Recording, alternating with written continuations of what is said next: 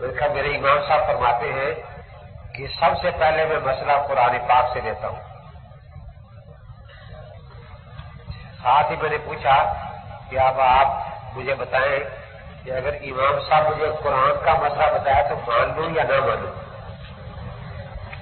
کوئی آیت یا حدیث ہے کہ امام ابو حنیفہ قرآن کا مسئلہ بتایا تو نہ مان لو تو مجھے بتا دو. یہ تکلیف تو ہم نہیں مانتے ہیں. بہت اچھا، آپ اس کا مطلب چوتھائی مقلد ہو گئے ہیں. پھر امام صاحب فرما رہے ہیں کہ اگر مسئلہ کتاب اللہ میں نہ ملے تو پھر میں سنت رسول اللہ سے لیتا ہوں. تو اگر امام صاحب مجھے سنت رسول اللہ بتائیں تو میں اس پر عمل کروں یا نہ کروں، کیا خیال ہے؟ یہ تکلیف تو ہم نہیں مانتے ہیں. پھر امام صاحب فرماتے ہیں کہ اگر سنت میں بھی مسئلہ نہ ملے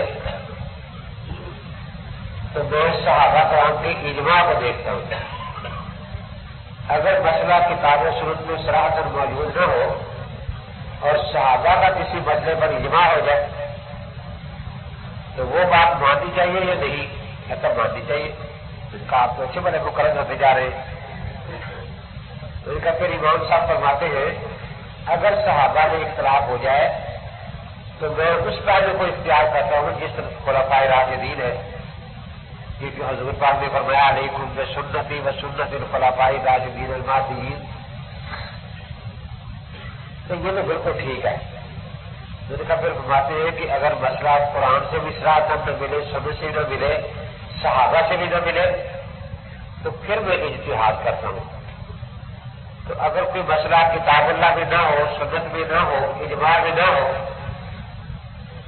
پھر امام صاحب اگر اجتہاد کرے تو ظاہر ہے کہ وہ اجتہاد نہ تو قرآن کے خلاف ہوگا کہ قرآن میں مسئلہ ہے ہی نہیں، نہ تو وہ سنت کے خلاف ہوگا کیونکہ سنت میں مسئلہ ہے ہی، نہ وہ اجماع کے خلاف ہوگا کیونکہ اجماع میں مسئلہ نہیں ہے. تو ایسا امام کا اجتہاد جو نہ کتاب اللہ کے خلاف ہو، نہ سنت رسول اللہ کے خلاف ہو، نہ ان کے اجماع کے خلاف ہو، پھر بوقت ضرورت اس کو مان لینا چاہیے یا نہیں؟ کہتے اس کو تو مان لینا چاہیے. تو میں نے کہا آپ پورے مقلد ہیں. یہی تو تقریر ہم کرتے ہیں. اب پہلے تو جو میرے صبح سمجھایا یہی ذہن میں رکھے کہ تین قسم کے تقریر کرتے ہیں. یا متعارضات میں رفع تعارض کے لیے کوئی چیز احتیاط کرتا ہے، ہم تقریر کرتے ہیں. یا معتمدات میں راجع استعمال کے لیے کوئی چیز احتیاط کرتا ہم تقریر کرتے ہیں. یا غیر منصوص مسائل میں وہ علت تلاش کر کے منصوص سے اسے گزاری کرتا ہے. اس میں قرآن کے خلاف ہونا یا سنت کے خلاف ہونا یہ تو یہاں مسئلہ نہیں ہے نا، کیونکہ نص کے وجود کے وقت جو غیر متعارض ہو اور غیر معتبر ہو پھر تو اجتہاد کی گنجائش ہی نہیں، نہ تقریر کی گنجائش ہے. تو یہ لوگ پہلے تو کہتے ہیں کہ جی تقلید کہتے ہیں، عوام کو یہ کہتے ہیں تقلید کہتے ہیں خدا رسول کے خلاف کسی امتی کی بات ماننا. حالانکہ ہمارے یہاں یہ کہیں نہیں ہے.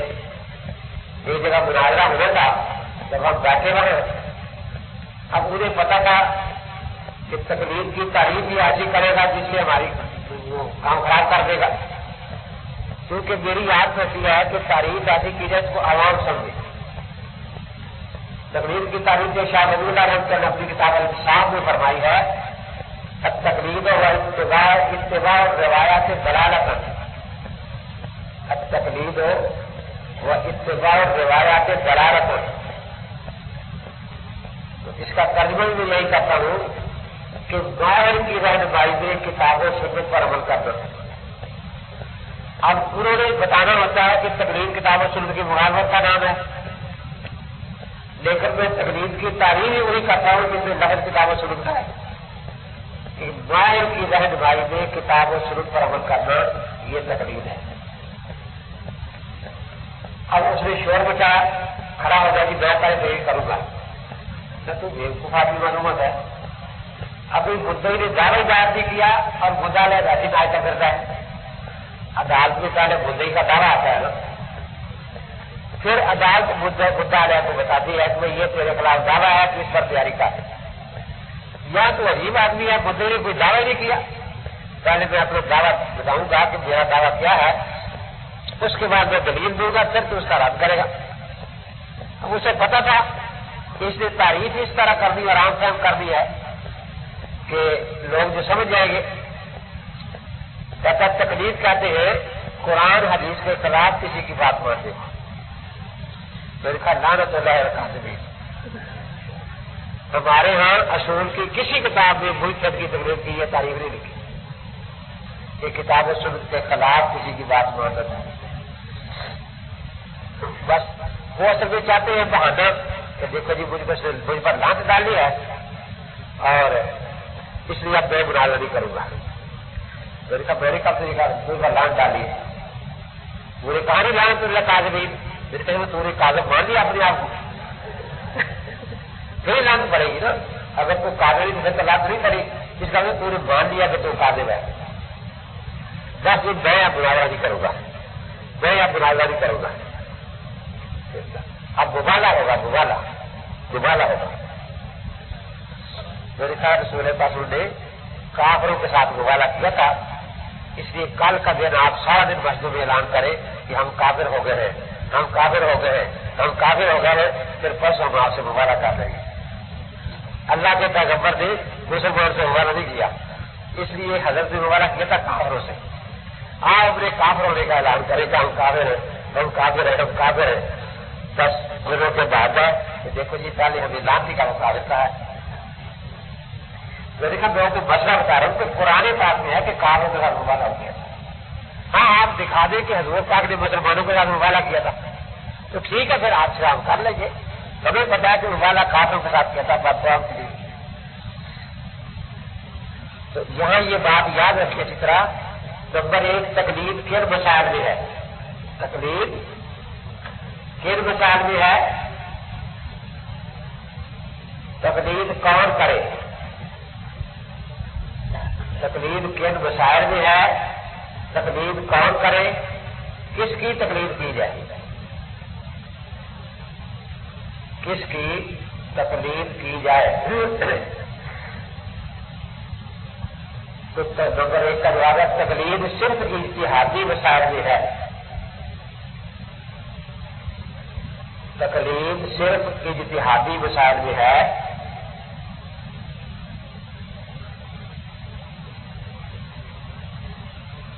اور اجتہادی مسائل وہی نمبر 2, 3, 4 ہے.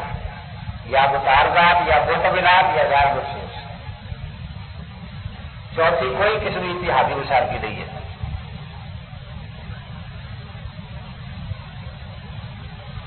تقلید غیر ملتزم کرے گا کیونکہ وہ خود اجتہاد نہیں کر سکتا, اور ملتزم بھی کرے گا,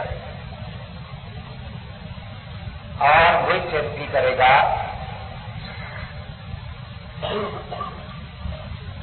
اسی لیے جب میں دعویٰ لکھا تھا تو لکھتا ہوں, لکھیں آپ بھی, اجتہادی مسائل میں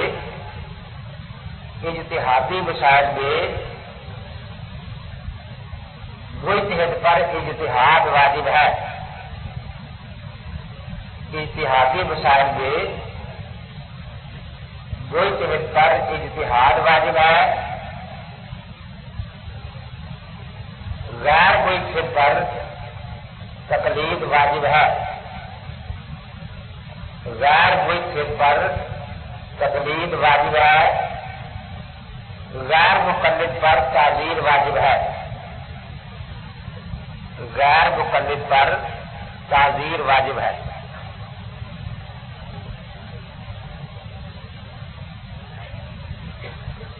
اب یہ 3 لفظ آئے, مجتہد, مقلد, غیر مقلد. مجتہد کسے کہتے ہیں؟ تو اس کو اچھی طرح سمجھیے. قیاس نام ہوتا ہے قواعد کا. مثلا آپ نے صرف ناؤ پڑھی, اس میں قاعدے ہیں کہ پیش کہاں لگے گی, زبر کہاں لگے گی, زیر کہاں لگے گی. اب قرآن پاک جب آپ اعراب لگے ان قاعدوں کو سامنے رکھ کر لگایا گیا نا. اب جس نے سب سے پہلے یہ قاعدے وضع کیے ہیں وہ صرف ناؤ کا مجتہد ہے. جس نے سب سے پہلے یہ قاعدے وضع کیے ہیں وہ صرف ناو کا وہی چیز ہے. اب ہم لوگ جو ہے جو ان قاعدوں کے مطابق آگے عمل کر رہے ہیں یہ اس کے مقلد ہیں.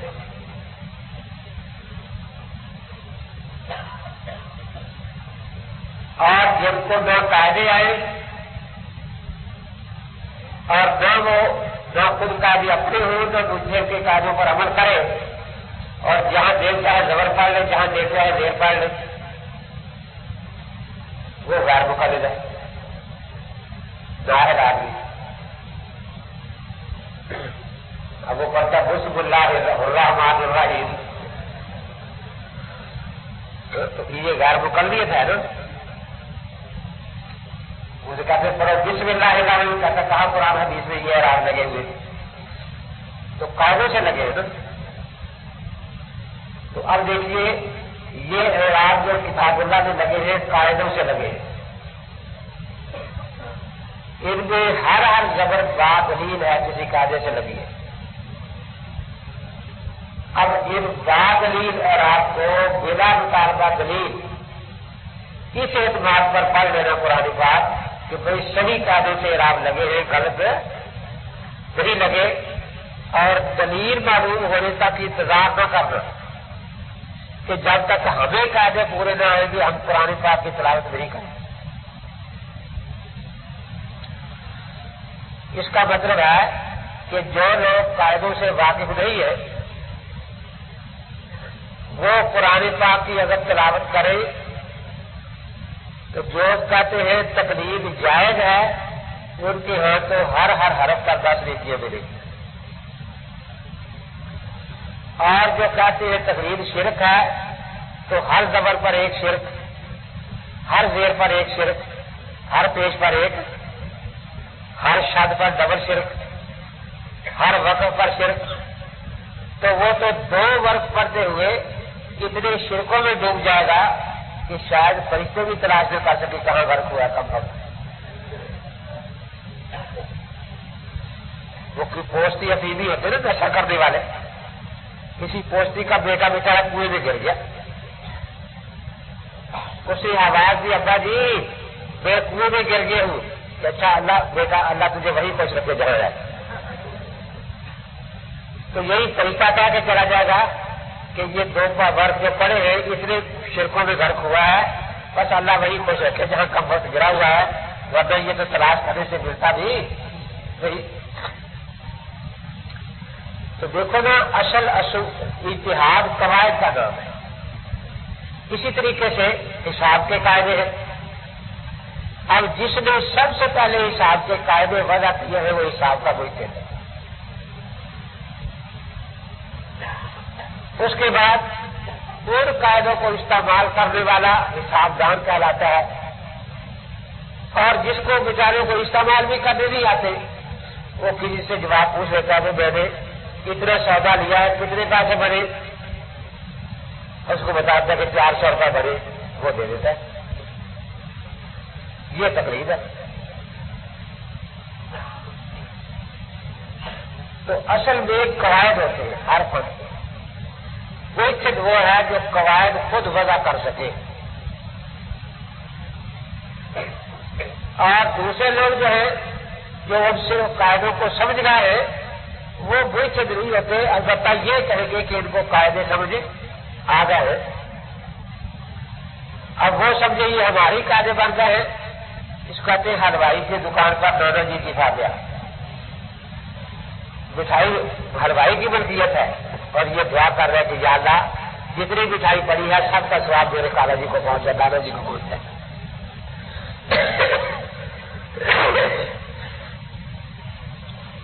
اسی طرح وہ کتابوں سے پہلے قواعد عقد کرتا ہے.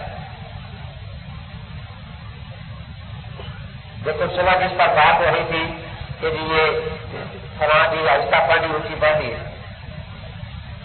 اب دو تعبیر نے وقت پر رب کا پی نقشے کا اور 2 رقم تجربہ کا ہو گیا ان سے ایک قاعدہ نکال لیا کہ اصل ذکر اور دعا میں اخبار ہے.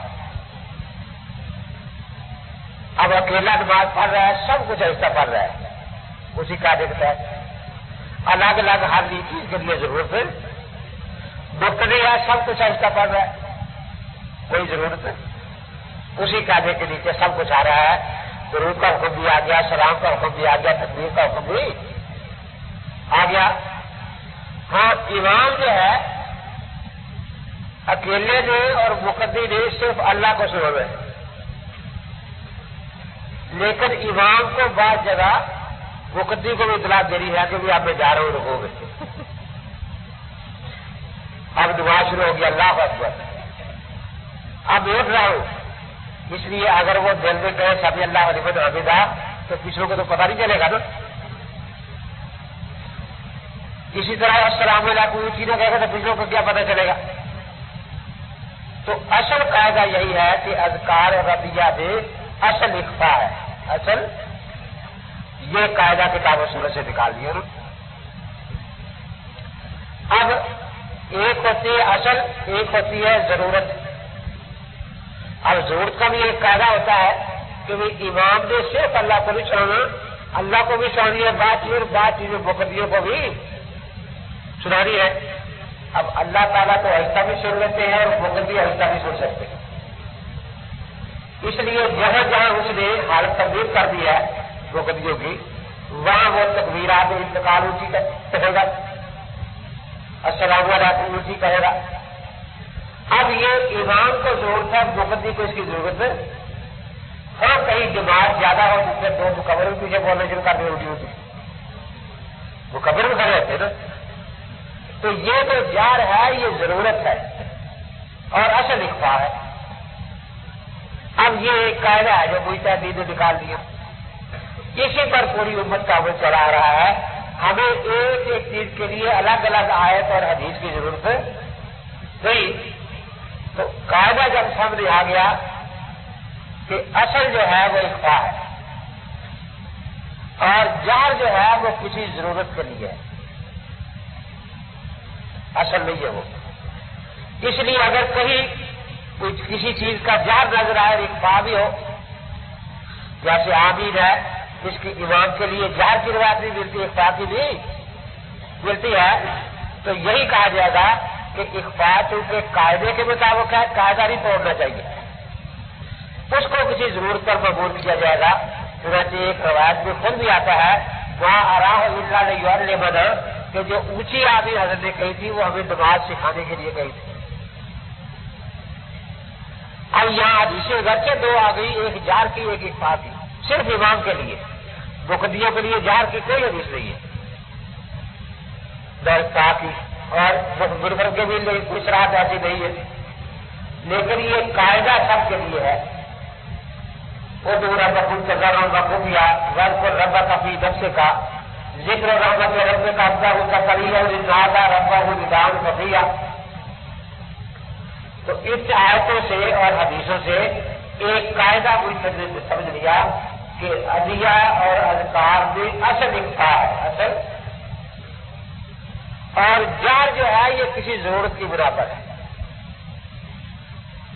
اس لیے امام صاحب رحمۃ اللہ علیہ قاعدے کی حفاظت فرماتے ہیں، اور اگر کوئی قاعدے کے خلاف خبر واحد آ جائے تو اس کی تعویل فرما لیتے ہیں۔ بعض جگہ سبحان اللہ بھی مسلم میں اونچی پڑھنا حضرت عمر کا آیا ہے تو تعویل کرتے ہیں کہ تعلیم کے لیے تھا، بعض جگہ اور چیزیں بھی ایسا آئی ہیں تو سب کہتے ہیں کہ وہ تعلیم کے لیے تھی۔ اصل قاعدے کو باقی رکھتے ہیں۔ اور بقول مجدد ثانی رحمۃ اللہ تعالی علیہ کہ قاعدے کے خلاف خبر واحد آئے تو امام صاحب قاعدے کو مقبول رکھتے ہیں، خبر واحد کی تعویل کرتے ہیں، جبکہ امام شافعی رحمۃ اللہ علیہ قاعدے کو خبر واحد کی چوکھٹ پر ذبح کر دیتے ہیں۔ وہ کہتے ہیں قاعدہ ٹھیک ہے لیکن یہاں استثناء ہے، یہاں قاعدہ باقی نہیں رہے گا، یہاں استثناء ہے۔ امام صاحب فرماتے ہیں کہ استثناء نہیں ہے، اصل قاعدہ اصل ہی رہے گا، اور یہ کوئی ضرورت کسی پر ہوگا۔ چنانچہ آمین کی حدیث جو جار والی ہے وہ تعلیم کے لیے وہی ہمارے امام کے ہاں، اس لیے ہم کسی کے خلاف کسی حدیث کی مخالفت نہیں کرتے. قاری صاحب جب بچوں کو نماز سکھاتے ہیں تو اونچی اونچی ساری نماز پڑھتا ہے وہ. پچھلے بچے بھی اونچی اونچی پڑھتے ہیں نا, اس میں آدمی بھی اونچی کرتے ہیں. تو ہمارے یہاں آج تک تعلیم والی نماز میں جہر پر عمل موجود ہے, لیکن جب تعلیم ختم ہو گئی اب اصل قاعدہ جو ہے اس کو باقی رکھا جائے گا. تو اس لیے ہمارے یہاں قواعد ہے, اور اسی لیے ہمارے یہاں مسائل پورے مل جاتے ہیں نا, تو قاعدے میں تو سب کچھ آ جاتا ہے نا. تو وہی تو یہ سمجھائیں گے کہ وہی کے وہ ہے جو قواعد وضع ہے. اور دیکھیے ایک دو مثالیں سناتا ہوں تاکہ کچھ اگر یاد رکھنا اور ذہن میں آ جائے, نہ رکھنا ہو تو پھر تو آپ کی مرضی ہے نا. لیکن یہ میں آپ کو بار بار سمجھا رہا ہوں, اس لیے کہ میں خود تکبر کر رہا ہوں, اس لیے کہ آپ کی ضرورت کی چیزیں پڑھ کر چلے جاتے ہیں گزارے کا چلے گئے, پھر وہاں سے خطوط لکھتے ہیں کہ ہم نے بڑا وقت ضائع کیا, اب ہمیں بہت کم کر رہے گیاروں کر جو کہ چار توڑ کے لکھنے وہ کام آ رہے ہیں. پھر وہاں سے یہاں خط آتے ہیں کہ جو کچھ یہ امیر کہہ رہا ہے تیز کر کے بھیجو ہمیں, اب ہم بڑے غور سے سنیں گے. اصل بات یہ ہے نا کہ آپ کے ساتھ ابھی پڑی نہیں ہوئی, یہ آپ کو ان باتوں کی قدر نہیں ہے. یہ جب وہاں جائیں گے پھر آپ کو پتا چلے گا کہ غیر مقدس کیسی باتیں کرتے ہیں اور کیا کچھ کرنا چاہیے. لیکن غیر مقدسوں کے لیے اپنے من کو سمجھنے کا ضروری ہے یہ نہیں. اور دیکھیے حدیث پاک میں آ گیا, جنہوں نے کہا کہ حضرت محمد سے فرما دیں کہ حدیث سمجھے نہ کریں گے ہماری خوراک کہا چیزیں رکش چیز سے سمجھا نہ کریں. دو چار چیزوں کا نام ہے نا بس, وہی تحدید نے ان دو چار چیزیں سمجھا کر قاعدہ بنا لیا. کل قال نجاسہ, ہر وہ چیز جو نجاست کو ختم کر سکتی ہے, غیر محترم بغیر ابوجھ, قابل احترام نہ ہو اور ایذا دینے والی نہ ہو, اس سے سمجھا جائے گا. یعنی ایک تو مثبت شرط ہے کہ کالے نجاست ہو, سنجات دور ہو سکے. اب آپ اوپر مربع ماننا شروع کر دیں تو ہم جات تو وہی جم جائے گی, اس کو ہٹائے گا تو نا جو اس کو ہٹا سکے گندگی کو, اور قابل احترام چیز نہ ہو, اور غیر مجر کوئی تکلیف دینے والی نہ ہو. مثلا بعض چیزوں سے سچائی بڑا چیز ہو سکتا ہوتا ہے. تو اس لیے یہ ایک قاعدہ بنا دیا. اب ٹیشو پیپر کا تصور بھی اس زمانے میں نہیں تھا, تو اس قاعدے سے پتہ چل گیا کہ ٹیشو پیپر سے سجا جائز ہے, کیونکہ یاد کو ہٹا دیتا ہے. قابل احترام کے لیے جو بنائے اسی لیے گیا ہے, اس کا مقصد یہی ہے, اور اس سے کوئی تکلیف بھی نہیں ہوتی. تو ملحد وہ ہوتا ہے جو سارے مسائل کو ایک قاعدے میں دے دیتا ہے. جو لوگ یہ قاعدے وضع کر سکتے ہیں وہ اہل مجتہدین ہوتے ہیں, اور جو ان قاعدوں کو استعمال کر سکتے ہیں وہ فقہا کہلاتے ہیں, اور جو ان باتوں میں دوسرے کے محتاج ہے کہ اس سے مسئلہ سمجھے وہ مقلدین کہلاتے ہیں. اسی طرح وہ کبھی مشہور والا قاعدہ تو مشہور ہے, تو کئی دفعہ مثال دی ہے. وہ ایک لڑکا میرے شاید آپ کو سنایا تھا دکھاؤ, لڑکا تھا مشکاف پڑتا, درس میرا سنتا رہا. آپ جب شوق ہوتا ہے نا تو چلو کہیں پہلوانی کرے, کہیں لڑے, کسی جات تو غیر مقدسوں کی مدد سے بھی چلا گیا. یہ فلاں ہمارا لڑکا ہمارے گاؤں کا یہاں پڑتا ہے, اس کو ملنا ہے. مجھے پتا تھا کہ لڑکا وہاں نہیں ہے, چھٹی کیا ہوا ہے, تو اس کا کیا لگتا ہے کہ میرے گاؤں کا ہے وہ. تو کہاں ہوتا ہے؟ میں جامعہ خالدیہ میں پڑھتا ہوں. وہاں کیا پڑھتا ہے؟ تو ساری امتیوں کی فقہ پڑھاتے ہیں.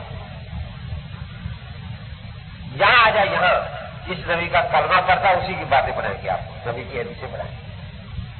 وہ تو ساری عمر ضائع کرتے ہیں فقہ پڑھا کے.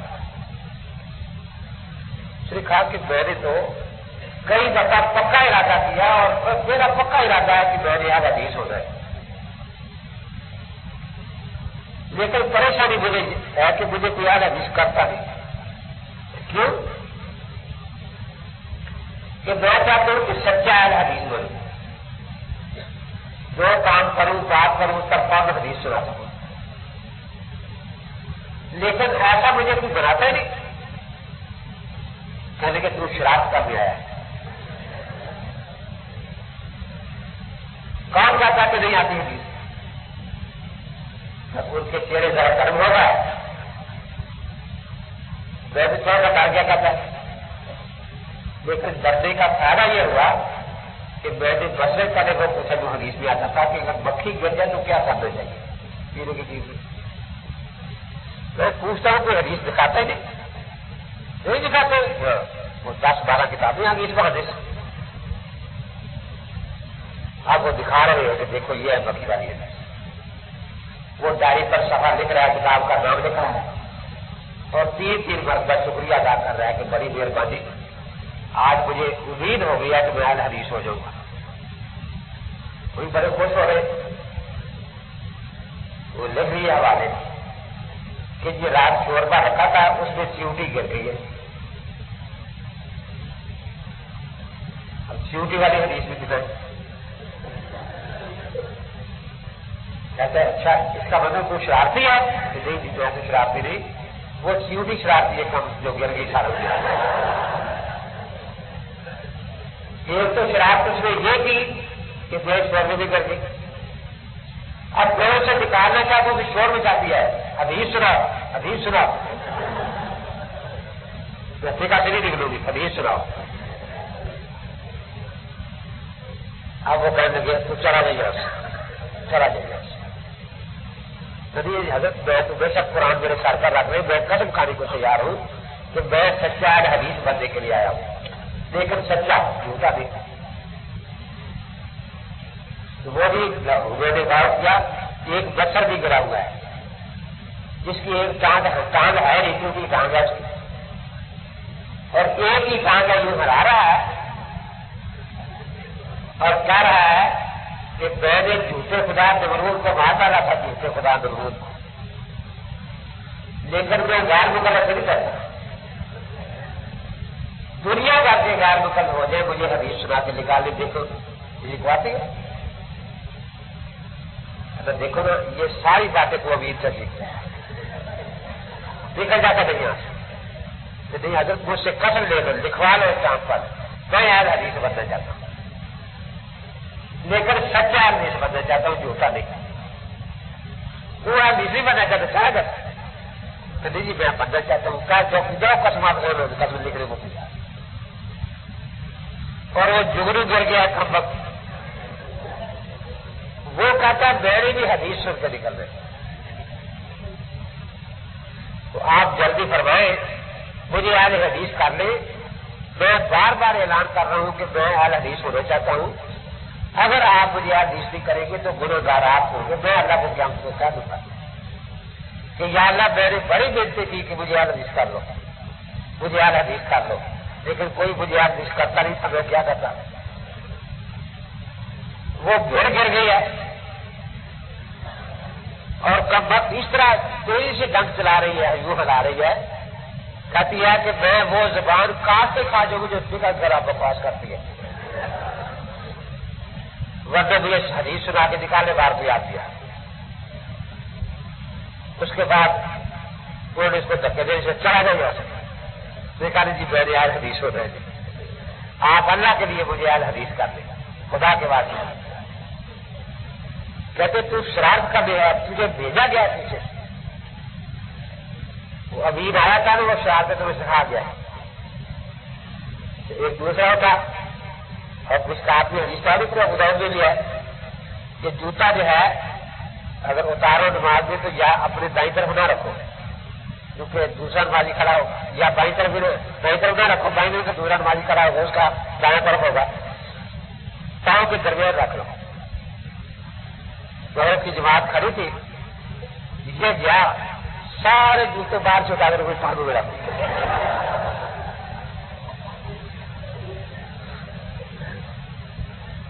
دو تین دن یہ توڑ دی. یہ کیا شرارت ہے؟ استغفر شرارت ہے، عمل بالحدیث ہے. میں نے آج ہی حدیث پڑھی تھی تو میں بڑا پریشان ہوا کہ حدیثوں کی مسجد میں صحیح پر عمل نہیں ہو رہا، تو اس لیے میں آیا کہ یہاں ہوتا یا نہیں. آپ بھی بولے ہوئے تھے، میں تو یاد کرا رہا ہوں کہ مجھے یہاں رکھنے چاہیے. وہاں رکھنے کی حدیث آئی بولی دکھا دو. میں نے کہا انہوں نے فون کیا مولانا لطیف صاحب رحمۃ اللہ علیہ کا کہ آپ ان لڑکوں کو روکیں، یہ ہمیں آ کر بہت تنگ کرتے ہیں. دیکھو وہ ہمارے لڑکے جاتے ہیں اہل حدیث ہونے، ان کو کرتے نہیں. کیا بات؟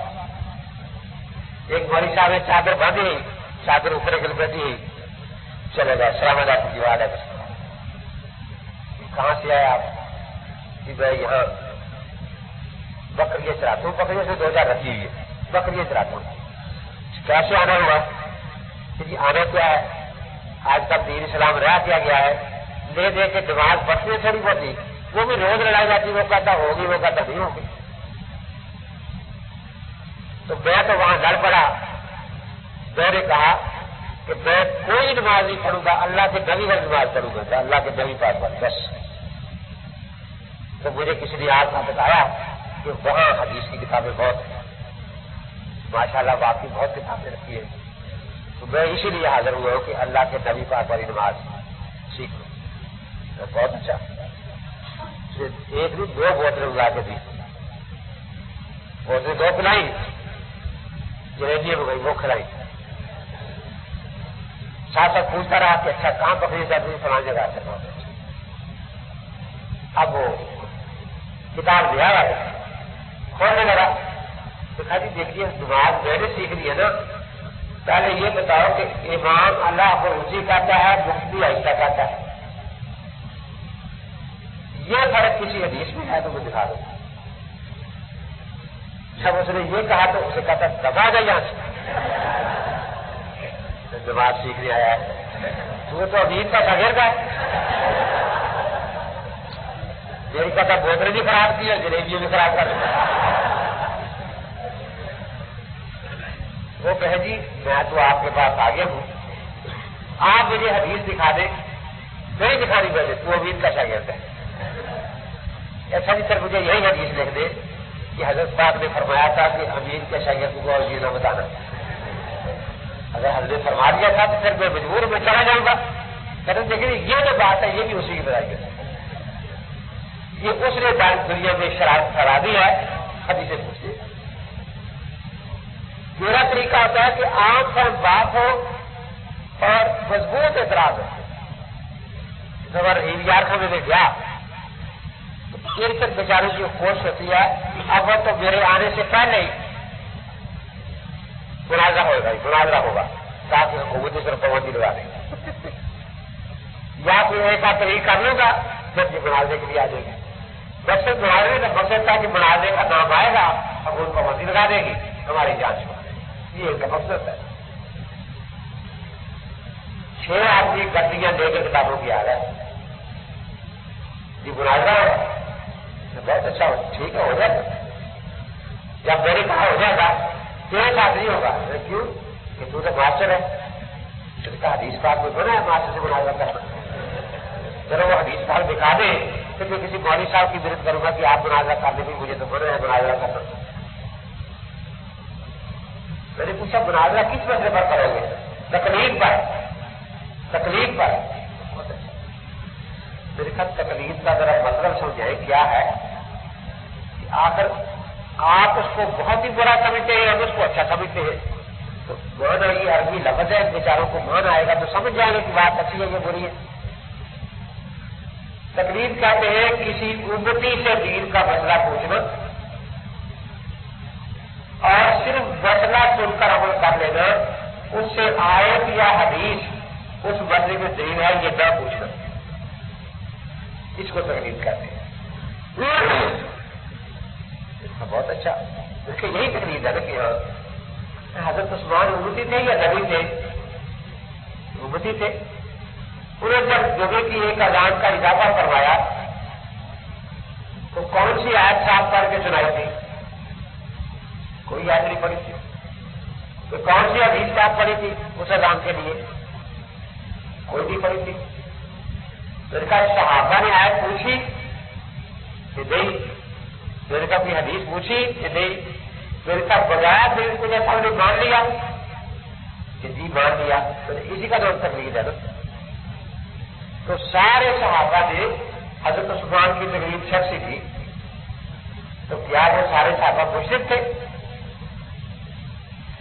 تو مشرک تو خیر میں نہیں کہتا، لیکن غلطی کی ضرور انہوں نے۔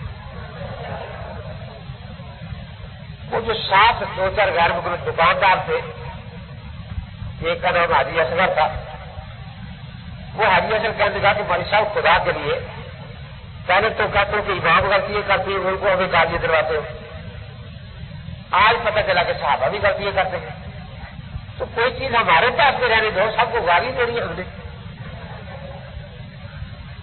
اب میں اس کی بات سے سمجھ گیا کہ یہ آدمی شاید سمجھ جائے۔ میں نے پوچھا حاجی صاحب آپ نماز پڑھ رہے ہیں زور کی؟ جی ہے۔ آپ نے رکوع کی تسبیح اونچی آواز سے پڑھی تھی آہستہ آواز سے؟ آہستہ آواز سے۔ اس کی وجہ کا ذرا حدیث سنے تھے، حدیث تو جی مجھے نہیں آتے۔ کس کے کہنے پر تم نے پڑھا تھا؟ کہ مولوی صاحب نے کہا تھا۔ پھر آپ نے حدیث نہیں پوچھی تھی کہ نہیں جی؟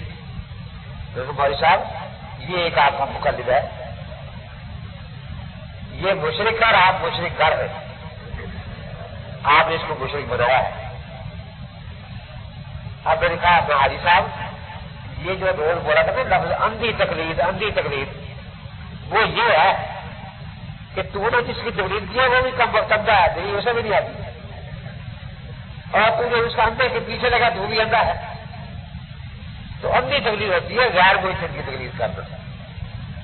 ہم جس کی تقلید کرتے ہیں وہ عارف بصیر ہے میرے، تو آپ کے یہاں اندھی تقلید ہے اور ہمارے یہاں کی تقلید صحیح ہے۔ اس کو میں نے پوچھا کہ آپ درود شریف جو ہے وہ آہستہ پڑھتے ہیں اونچی اتحیات میں؟ کہتے آہستہ پڑھتے ہیں، حدیث نہ پوچھ رہا۔ میں نے کہا اور کیا پوچھوں؟ کہ بس حدیث نہ پوچھو، پڑھ دیا آہستہ۔ میں نے کہا امام السلام اللہ موسی کا تھا مقدی آہستہ، کہتا ہاں ایسے کہتے لیکن حدیث نہ پوچھو۔ میں نے 5-6 باتیں پوچھی، کہتا باقی آپ تو اس کے پیچھے پڑ گئے، حدیث ہی پوچھتے۔ میں نے کہا آپ اپنا نام ہے حدیث رکھتے ہیں نا، ہم آپ سے حدیث پوچھتے ہیں۔ ہم دیکھ لیتے ہیں تحقیق کریں گے، لیکن اس کا مطلب ہے کہ آج تک جو نمازیں پڑھی ہیں وہ کسی کی اندھی تقلید میں پڑھی آپ نے، تو کل اگر تحقیق ہو گئی تو کتنی ساری نمازی قضا کرو گے، شرک کے کھاتے میں گئیے گا ان کو چھوڑ دو گے کہ جی اتنا بولنے ڈالے ہم پورے ہو گئے؟ میرے صاحب معاف کر دینا، کل میرا کام تو ہے نہیں، یہ کل صبح 10 بجے تک آپ کو 6 حدیثیں مل جائیں گی۔ بہت اچھا۔ صبح 2 بجے میں نے فون کیا کہ حدیثیں مل گئی ہیں کہ جی ساری رات کراچی جامع ابو بکر میں حدیثوں کی تلاش رات سے جاری ہے اور ہم تلاش کر رہے ہیں۔ سندھ میں پیر جلدوں میں ساری رات دیکھ رہے ہیں، چھپی کتابیں بھی دیکھی جا رہی ہیں اور مخطوطات کا بھی مطالعہ ہو رہا ہے، اور 4 کاریں حدیثیں لینے گئی ہوئی ہیں۔ تو میرے کہا وہ حدیثیں کاروں پر آ جائیں گی، حالکہ میں بھیجنی پڑے گی؟ کہ آپ تو ہمارے پیچھے پڑ گئے ہیں۔ میرے کو کوئی نہیں، پھر جیسا نرم آدمی آپ کو دنیا نہیں ملے گا، آپ اسے کس پہ کر لے گا؟ 6 نیچے ہے نا، آپ 3 کس پہ کر لیں؟ 2 آج سنا دے میں چلا جاؤں گا، 2-3 مہینے بعد آ کر سنوں گا، پھر 2 اس کے بعد 3 مہینے، اور اگر یہ بھی نہیں تو چلو ایک کر لیں، ایک ہم سنا دے، ایک 3 مہینے بعد، ایک 3 مہینے بعد، اور میں ترتیب بھی نہیں رکھتا، جو آپ کو مل جائے، 5ویں مل جائے، 4تھی مل جائے، وہ مجھے آج سنا دے، تو ایک حدیث سن کے چلا جاؤں گا، پھر 3 ماہ بعد سننے آؤں گا۔ لیکن اتنا میں مسئلہ آپ کو سمجھا دوں کہ جتنی دیر کریں گے گناہ ہوتا رہے گا آپ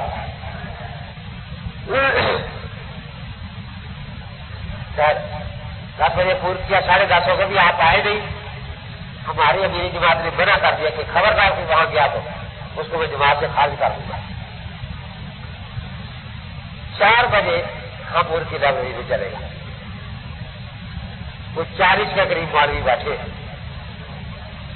بس دیکھ کر شور بچا دیا. حدیث نہ پوچھ رہا، حدیث نہ پوچھ رہا، حدیث نہ پوچھ رہا. ابھی کیوں حدیث میں نہ پوچھ رہا؟ بس پورے کال نے ہمیں بڑا دیر کیا. آج آپ کی فکر برباد کریں گے. میری کا فکر تو میرے ویسے چھوڑ دے رہی. میں تو آیا اس لیے ہوں کہ میرے سارے مسئلے حدیث سے الگ میں فکر چھوڑ دوں گا، مجھ سے لکھوا لو. میں تو فکر کی ضرورت کے لیے بیٹھتا ہوں، جو مسئلہ نہیں ملتا ادھر جاتا ہوں. جب آپ میری شاید ضرورت حدیث سے پوری کر دیں گے میں چھوڑ دوں. ہم نہیں مانتے فکر کو. میں نے کہا بالکل نہ مانوں، میں نے بھی نہیں مانتا. آپ مجھ سے بھی چھڑوائے میں چاہے اسی لیے ہوں. ٹھیکہ لیے پھرتے ہیں. ٹھیکہ میں لکھا ہے امام اس کو بناؤ جس کی بیوی خوبصورت ہو. یہ سب کچھ کار مکمل ہو گیا. امام اس کو بناؤ، آواز آ رہی ہے، جس کی بیوی خوبصورت ہو. ایسے لوگ تو ویسے بھی دور سے تلے جاتے ہیں.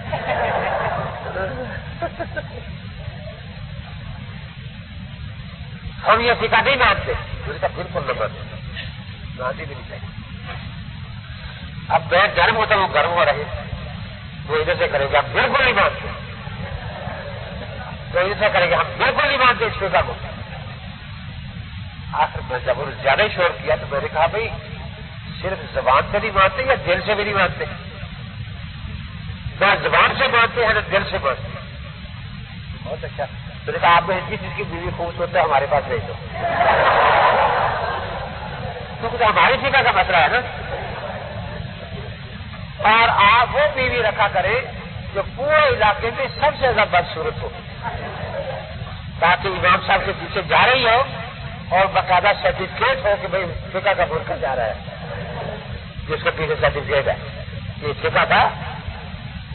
جب میں نے کہا نا کہ جلدی کرے جس کی بیوی پھول سے بھیج دو، سارے بات گیا. میں نے کہا بس سارا دیش ختم ہو گیا. آپ بیوی کے لیے فقہ ماننی شروع کر دی. ان میں ایک نواز نامی تھا، محمد نواز. وہ قریب 18 سال سعودیہ رہ کے آیا تھا. عربی کی شبتی کچھ. یہ مسئلہ ہے کیا آپ کے یہاں؟ میں نے وہی سے شامی اٹھائی پڑ گئی. پڑھ لو کیا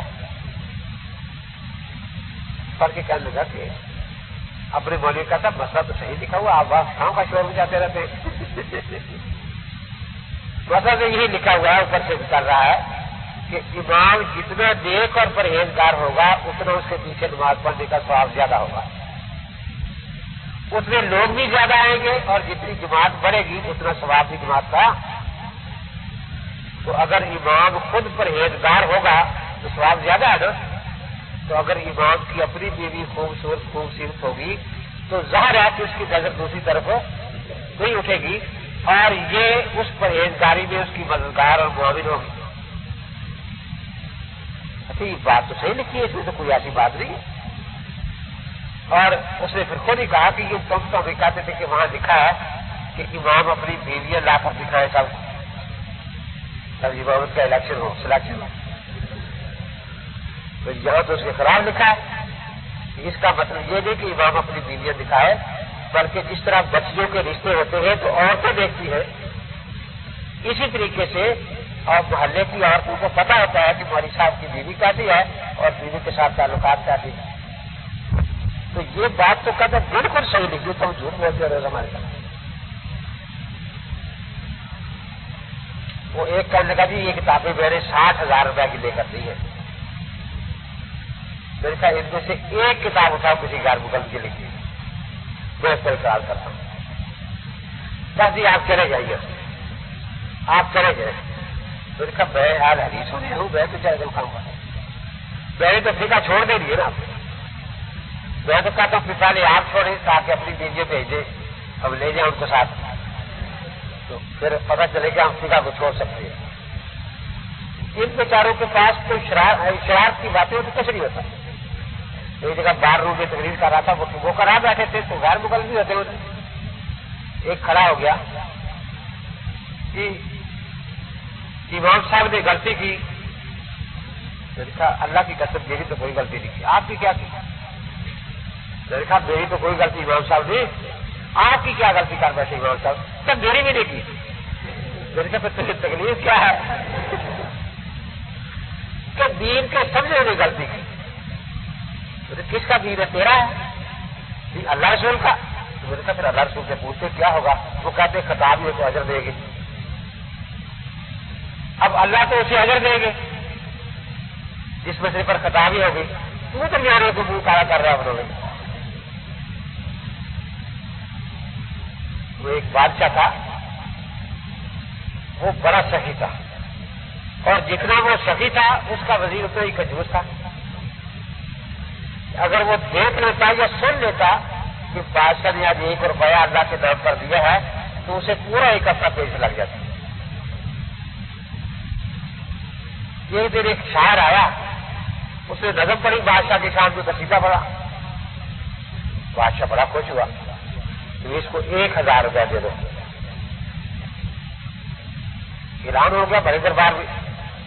جب وزیر نے دیکھا تو پیڑ کر کے بیٹھا یہ خیال ہے کہ خیال تو مر رہا ہوں میں، 1000 روپے کا اعلان کر دیا کہ چوری اٹھا کے لایا ہو۔ آپ اس کو کہیں کہ میرے وزیر شبہ اس بارے میں کہ قصیدہ آپ کا لکھا ہوا بھی ہے یا نہیں۔ وزیر آپ کا امتحان لینا چاہتا ہے، وہ 2-3 سوال پوچھے گا، اگر آپ اس کے جواب صحیح دے دیں گے تو پھر سمجھا جائے گا کہ قصیدہ آپ کا لکھا ہوا ہے، پھر آپ کو پیسے مل جائیں گے، اور اگر جواب نہ دے سکے تو سمجھا جائے گا کہ آپ کسی کا چوری کر کے لائے گے۔ اور وہ شاعر بیچارہ کہنے کا ٹھیک ہے جی پوچھ لیں وزیر صاحب کیا پوچھتے۔ سے کہا کہ دیکھو بادشاہ کے پورے جسم پر بال ہے لیکن ہتھیلیوں پر بال نہیں، اس کی کیا وجہ ہے؟ سے کہا جی اللہ نے بادشاہ کو بڑے سخی پیدا کیا ہے تو سخاوت کر کر کے سارے بال جھڑ گئے۔ اب یہ بادشاہ کی تعریف تھی، سے کہا اس کو 1000 اور دو۔ وہ یک نیشت 2 شد۔ اب وزیر لیٹ گیا بیچارہ، ہاتھ پیٹ پہ رکھ کے کہ ایک اور سوال ہے، تیری ہتھیلی پر بال کیوں نہیں ہے؟ کہ ایسے سخی بادشاہوں سے روز سخاوت ملتی ہے، سخاوت لینے کے بعد جل گئے کیسے؟ بادشاہ کہنے لگے اس کو 1000 روپیہ اور دو۔ آخر بیچارہ کوئی کچھ سانس ہے کہ اچھا میری ہتھیلی پر بال کیوں نہیں ہے؟ کہ بادشاہ سخاوت ختم لیتے تو حسد سے یوں جائے مالتا، سارے بال کہتے جل گئے حسد کی وجہ سے۔ یہی حال غیر مقلد کا ہے، اللہ اجر دے رہے وہی تحدید اجر ہے، یہ خام کا جر رہے درمیان غیر مقلدین حضرات۔ تو مجتہد کا میں سمجھا رہا ہوں کہ مجتہد وہ ہوتا ہے جو پہلے قواعد وضع کرتا ہے۔ اسی لیے آج کل ہر غیر مقلد اپنے آپ کو مجتہد سمجھتا ہے، اور پوچھو کہ اصول فقہ کہاں ہے تو کچھ بھی نہیں، کہ ہم اصول شاشی پڑھ لیتے ہیں، بلکہ اسی کو کہتے ہیں حلوائی کی دکان پر نانا جی کی فاتحہ۔ اصول ہمارے اور استعمال ان کو کم کرو، اور وہ بھی غلط بے سمجھے یہودیوں کی طرح یحرفون الکلمۃ عن مواضعہ۔ اب دیکھیے میں آپ کو واقعہ سناتا ہوں، ذرا آپ پتہ بھی لگ جائے آپ کو اصول شاشی کتنی یاد ہے۔ رفع دین پر میں نے کہا کہ دیکھو بھی سیدھی بات ہے، تحریمہ کی رفع دین میں تعارض نہیں ہے حدیث میں، رکوع سجدے میں دونوں طرف حدیث ہے۔ اب یہاں اللہ کے نبی پاک کا کوئی فیصلہ موجود نہیں، کوئی، جیسے بعض جگہ حضرت فرماتے تھے نا کہ پہلے میں نے 3 دن کے بعد قربانی کا گوشت رکھنے سے منع کیا تھا، اب اجازت دیتا ہوں، تو حضرت پاک نے خود واضح فرما دیا کہ یہ بات پہلی تھی، یہ بات بھی ہے۔ پہلے میں نے قبروں کی زیارت سے منع کیا تھا، میں اجازت دیتا ہوں، تو حضرت نے خود واضح فرما دیا نا۔ اس طرح اگر یہاں بھی ہمیں کہ حضرت پاک کا اپنا فیصلہ مل جاتا کہ پہلے میں رفع دین کرتا تھا اب نہیں کرتا، یا پہلے نہیں کرتا تھا اب کرتا ہوں، تو وہ فیصلہ اللہ کے نبی پاک کا ہوتا، پھر کسی اور طرف جانے کی ضرورت نہیں تھی، یا یوں ہوتا کہ بھائی یہ حدیث ضعیف ہے، یہ صحیح ہے، کوئی ایسا فیصلہ اللہ کے نبی کا، تو پھر تو ہم مانتے کہ یہاں حدیث کا فیصلہ ہے، یہاں سرے سے کوئی فیصلہ اللہ کے نبی سے موجود ہی نہیں۔ اس لیے اس مسئلے میں اپنے آپ کو اہل حدیث کہنا اللہ کے نبی پر جھوٹ باندھنا ہے، کیونکہ حدیث کا فیصلہ نہیں۔ اب جب حدیث کا فیصلہ نہیں ہوگا تو کیا کریں گے؟ اب ملک ایک قاعدہ بنائے گا، ملک نے ساری شریعت کی رفتار دیکھی کہ پہلے ہر چیز کی عبادت تھی، آہستہ آہستہ حرمت آتی گئی۔ پہلے نماز میں باتیں کر لیتے تھے، پھر منع کر دی گئی، شراب پی لیتے تھے منع کر دی گئی، جوا کھیلتے تھے منع کر دیا گیا۔ اس طرح یہ ساری باتیں جو تھی ترتیب شریعت کی عبادت سے حرمت کی طرف آ رہی ہے۔ اب اگر کوئی دو حدیثیں آ جائیں، ایک میں ایک کام کی عبادت ہو، ایک میں حرمت ہو، تو اس قاعدے سے حرمت والی حدیث کو متأخر سمجھا جائے گا۔ اب قرات کر پر امام میں ایک پڑھنے کی آئی، ایک ترک کی ہے، تو ترک والی کی بات نہیں سمجھ آئی۔ رفع دین میں ترک رفع دین والی بات کی سمجھی جائے گی دو وجہ سے۔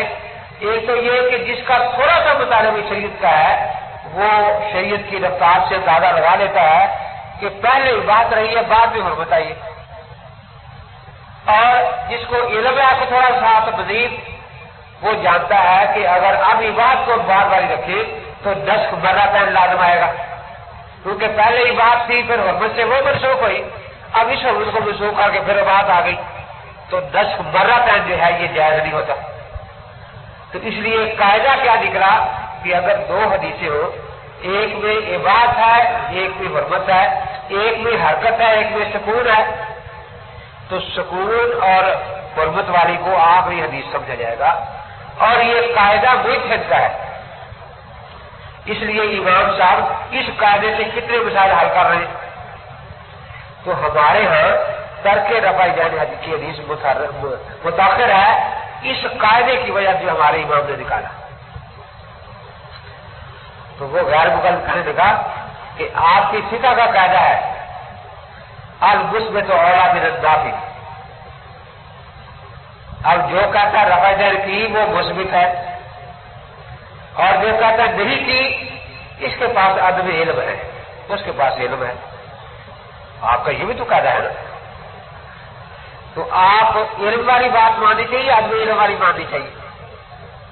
تو اس لیے رفع دین جس نے بیان کیا ہے وہ علم ہے، جس نے ترک رفع دین بیان کیا ہے وہ عدم علم ہے۔ تو اس قاعدے پر آپ کیوں نہیں آتے؟ تو فرمائیے دونوں قاعدوں میں کیا فرق ہے؟ اگر آپ نے عبور نہیں مرور تو بے ہوگا نا کم سے کم، اصغر شاہ سے لے کر توحید تلوی تک۔ جی آپ تو ایسے بیٹھے جسے خاموش غیر مقلد بیٹھا ہوگا۔ یہ دو قاعدے آتے ہیں یا نہیں؟ اب میں نے تو وہ قاعدہ استعمال کیا، اس نے وہی قاعدہ ہمارا اٹھا کے استعمال کر لیا، اب کیا کریں؟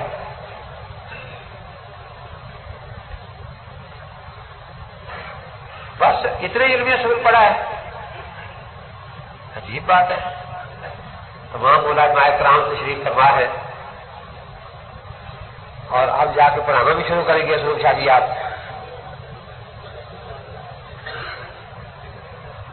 تو دیکھو قاعدے دونوں برحق ہیں، لیکن انہوں نے یہودیوں کی طرح قاعدے کا غلط استعمال کیا ہے۔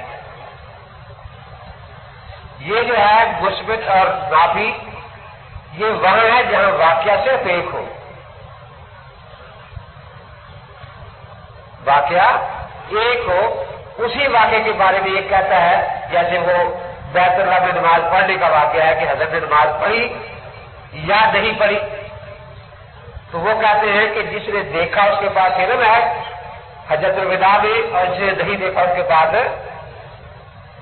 اب اگر حضرت پاک نے زندگی بھر میں صرف ایک نماز پڑھی ہے تو پھر تو قاعدہ یہی لگنا چاہیے مثبت ہو رہا ہے نافذ۔ اور اگر بہت سی نمازیں پڑھی ہے تو پھر الگ الگ زمانے والا قاعدہ یہی ہے کہ ایک زمانہ عبادت کا ایک حرمت کا ہے۔ تو کیا خیال ہے حضرت نے پوری زندگی ایک ہی نماز پڑھی ہے؟ اسی کے بارے میں اختلاف ہے کہ رفع ادھر کی تھی یا نہیں کی تھی، یا یہ الگ الگ زمانے کی باتیں؟ تو دیکھو اس نے قاعدہ بھی چلایا اور چوری کر کے غلط استعمال کر لیا۔ اس طرح یہ دھوکہ دیتے ہیں، کیونکہ تو پتہ ہے کہ یہ ہمارے طلباء کرام قاعدے یاد نہیں کرتے فقہ کے۔ تو اس میں تو اور ہم نے نافی یہ ایک ہی واقعے سے متعلق رکھتا ہے، تعلق رکھتا ہے، اور غربت عباد سے مؤخر ہے، یہ الگ الگ زمانوں سے قاعدہ تعلق رکھتا ہے۔ اب بات سمجھ کچھ آئی یا نہیں آئی؟ تو کمرے سے باہر نکلتے تک بھول جائے گی یا یاد رہے گی؟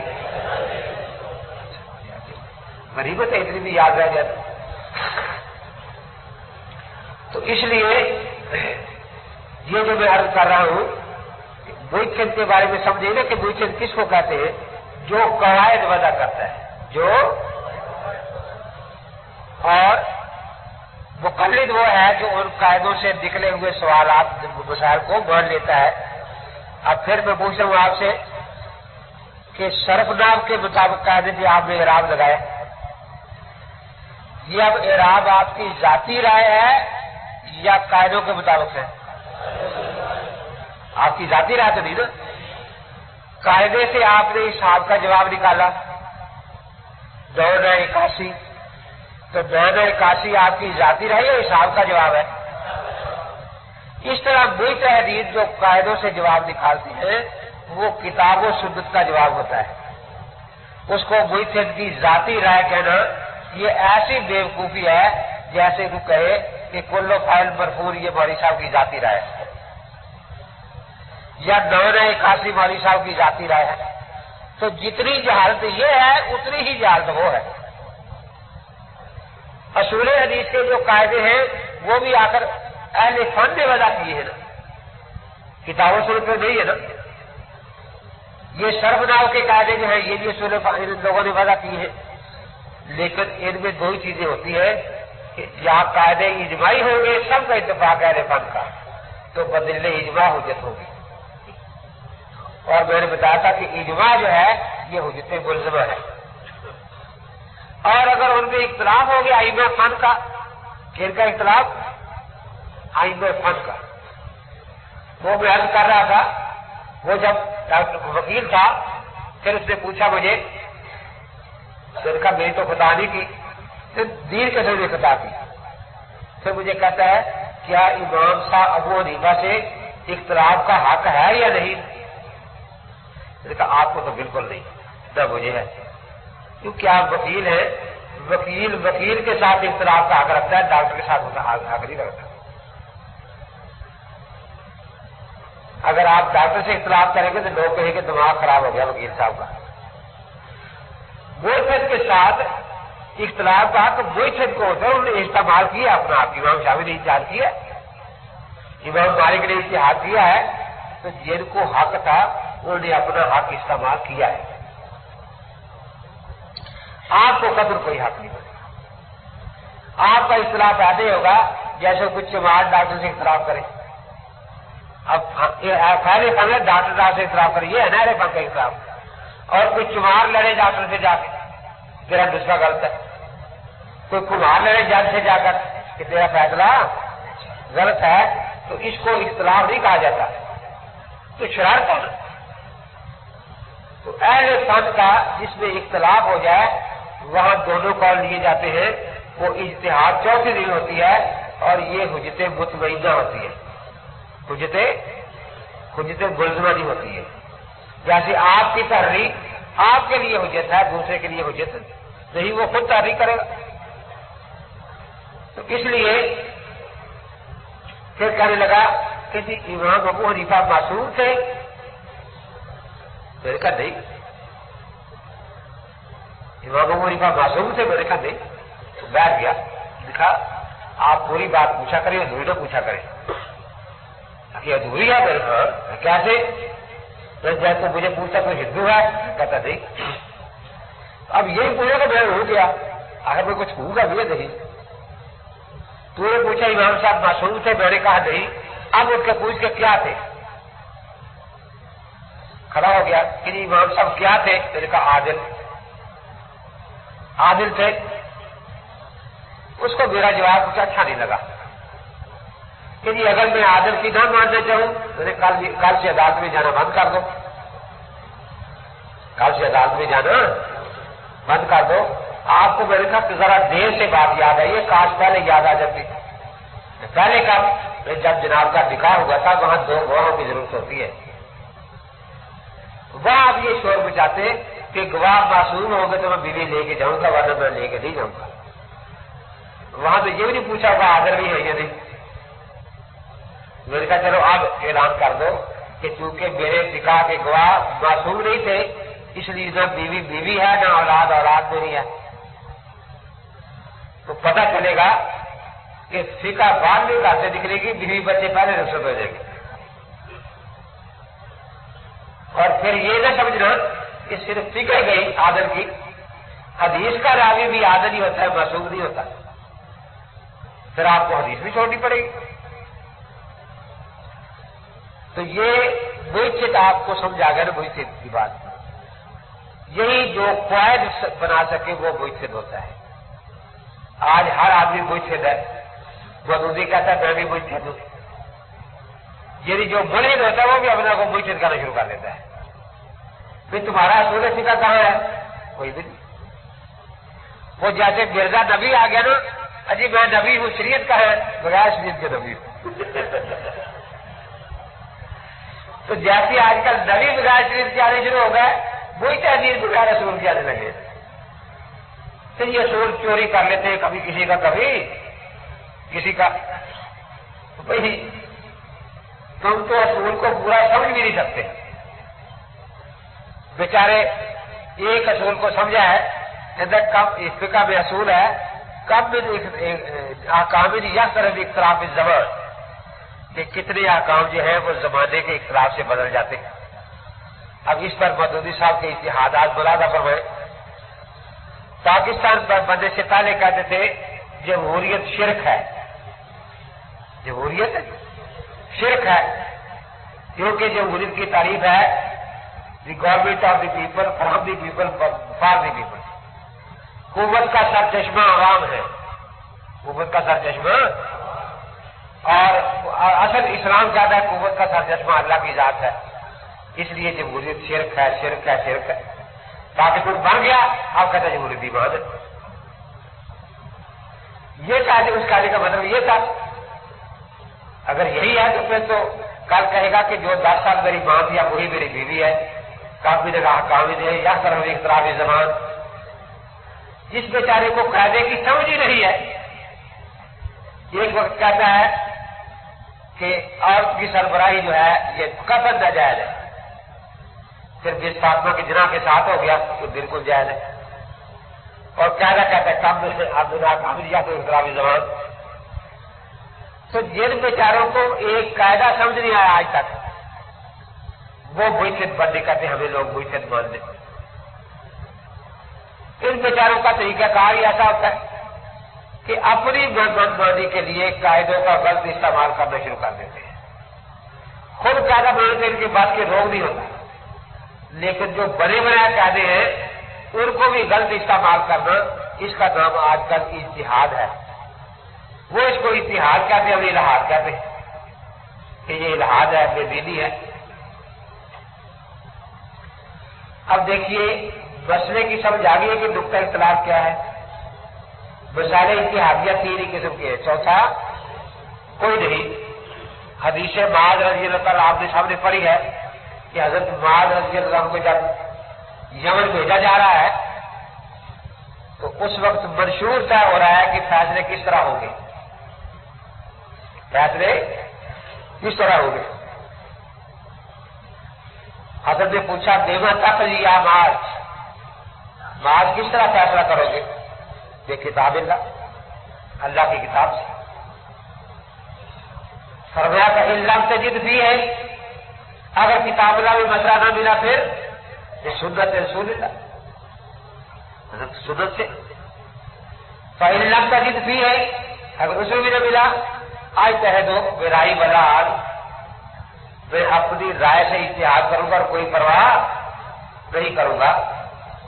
اب اگر مسئلہ غیر مقدمہ کا صحیح ہوتا تو اللہ کے نبی فرماتے کہ بعد دوبارہ کلمہ پڑھو ایمان لاؤ، تم کافر ہو گئے ہو، کیونکہ تم نے کتاب و سنت کے بعد ایک اور بات بھی مان لی ہے۔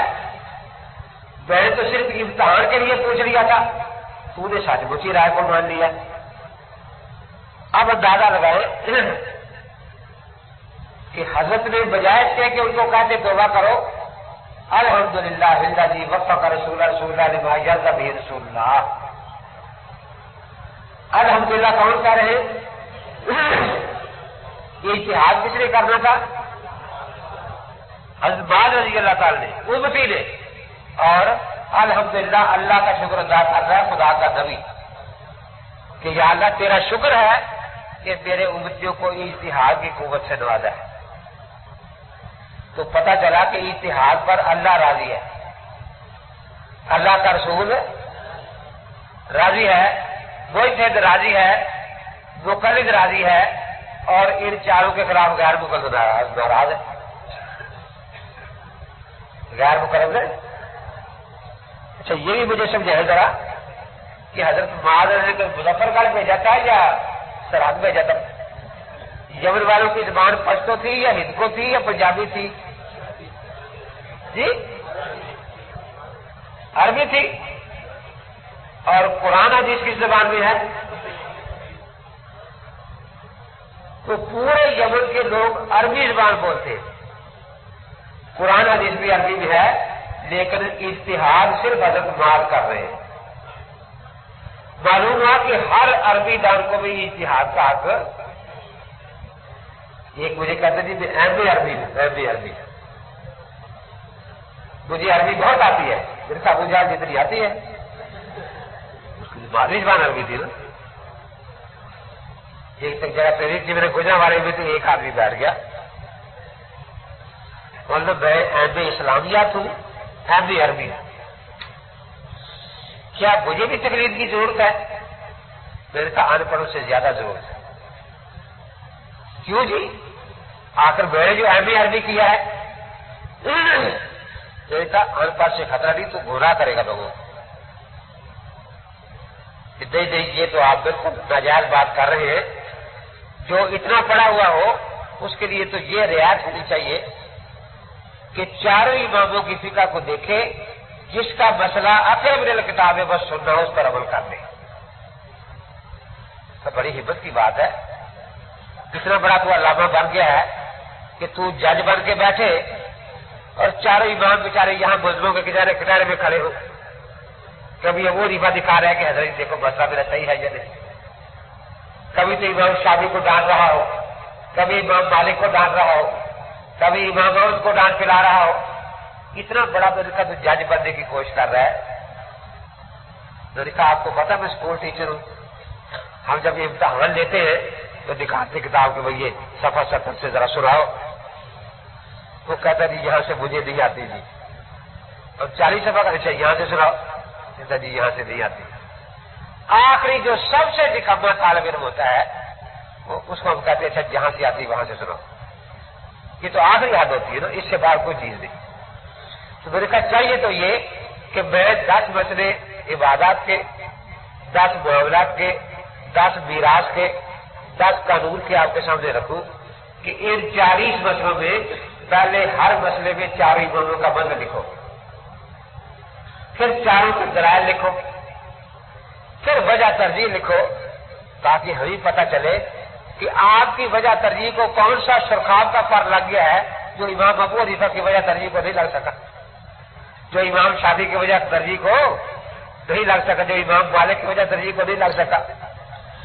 تو میرے کہا میں چاہیے تو یہ تیرا امتحان کا طریقہ، لیکن میں کہتا ہوں کہ صرف ایک مسئلہ تو مجھے بتا جس میں تجھے چاروں اماموں کا مذہب یاد ہو اور چاروں کے در جو تجھے آتا ہے، تجھے نکمے سے نکمے طالب علم سوالوں تو سے کرتا ہوں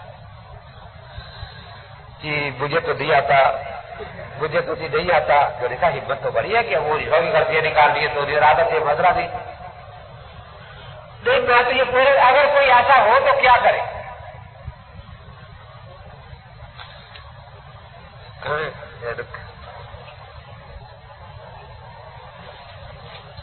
کیا رہی تھی؟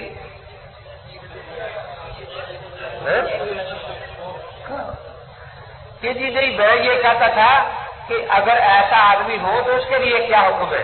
میں نے کہا تجھے تو پتہ چل گیا، تجھ پر تقلید واجب ہے، جو ایسا ہوگا اسے بھیج دینا میرے پاس، پھر اس سے میں بات کر لوں گا۔ تو اندازہ لگائیں کہ ہمت اتنی ہوتی ہے کہ چاروں اماموں کا جج بننے کی کوشش ہوتی ہے۔ اس دفعہ میری بیوی کا آپریشن تھا، میں بھی وہاں تھا، تو اور بھی ایک شاکل 20 غیر مقدموں کا باتیں شروع ہو گئی۔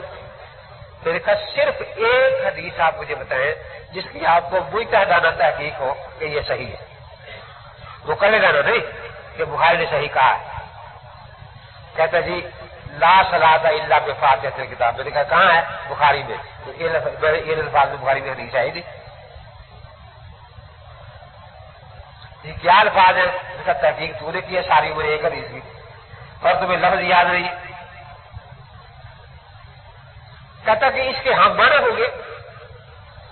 میں نے کہا اچھا اس کی سند کی تحقیق ہے تجھے؟ بالکل۔ میں نے کہا پہلے راوی امام بخاری ہے۔ ہاں، دیکھیں امام بخاری کو استاد ابو حاتم، ابو زرع، یحییٰ زہلی، تینوں اس کو بیتی کہتے ہیں۔ ابو حاتم نے اس کے اسماعیل جال کی 770 غلطیاں نکالی ہیں، دارقطنی نے صحیح بخاری کی 120 غلطیاں نکالی ہیں۔ میں نے کہا جو بدعتی راوی ہو اس کے استاد اس کو بدعتی کہہ رہے ہیں، اب یہاں سے اٹھے وہاں بیٹھ جائے، اب کیا بنے گا؟ کیا ہوگا؟ بخاری پر جرا ہو گئی ہے، پھر بخاری کے استادوں پر جرا تم کرتے ہو، اس وقت تمہیں یاد نہیں آتا، بخاری یاد آ رہا ہے۔ پھر کہیں شہرا راوی کون ہے استاد اس حدیث کا؟ مجھے یاد نہیں ہے، میں تو تمہیں نے تحقیق کی ہے ایک حدیث۔ دیکھا یہاں استاد اس کا علی عبد بن مدینی ہے۔ یہ کون تھا؟ میں نے کہا جس نے جھوٹی گواہی دے کے امام احمد کو کوڑے لگوائے، اور اس کو محدث کہتے ہیں حیۃ الوادی، وادی کا سانپ۔ ظاہر نظام میں لکھا ہے کہ بسے جاتا تو سدی بن جاتا اور کوفیہ تو شیعہ بن جاتا۔ پھر یہاں سے اٹھے وہاں جا بیٹھے، اب یہ کیا بنے گا؟ میرے تو کچھ بھی نہیں، آپ جو تحقیق کر رہے ہیں مجھے سمجھا کہ آپ نے کیسی تحقیق کی؟ میرے کہا آگے دادا صاحب کون ہے بخاری کا؟ یہاں سفیان بن عیینہ، اس کے بارے میں ہے کہ علم حقوقی ہو، اور آپ کہتے ہیں کہ کوفے والے 100 حدیث سنائیں تو 999 پھینک دو اور ایک میں بھی شک ہی رکھو۔ پھر یہی سفیان ہے جو کہتا ہے حاضر نہیں بھائی جو سلی بات ہو، یہ حدیث اکیلے مالی کے لیے متعود میں ہے۔ پھر یہ مختلف بھی ہے، آخر عمر میں اختلاف ہو گیا تھا اس کو۔ پھر اس کے بعد اس کا استاد زہری ہے، مدلس ہے، ان سے روایت کر رہا ہے، بخاری میں نے اس کا، اور مبارک پوری لکھتا ہے کہ زہری ان سے روایت کرے تو حدیث حسن بھی نہیں ہوتی، جے جا کے صحیح ہو۔ اس کے اوپر میں نے کہا محمود بن ربیع ہے، یہ صحابی صغیر ہے، یہ امام کے پیچھے فاتحہ پڑھنے کا قائل ہی نہیں، آپ کے اس حدیث کا منکر ہے یہ بھی۔ کہتا جی پھر مجھے تو کہتا تحقیق نہیں ہے، تو میں نے کہا روز کیوں جھوٹ بولتے ہیں؟ ہم بڑے محققین ہیں۔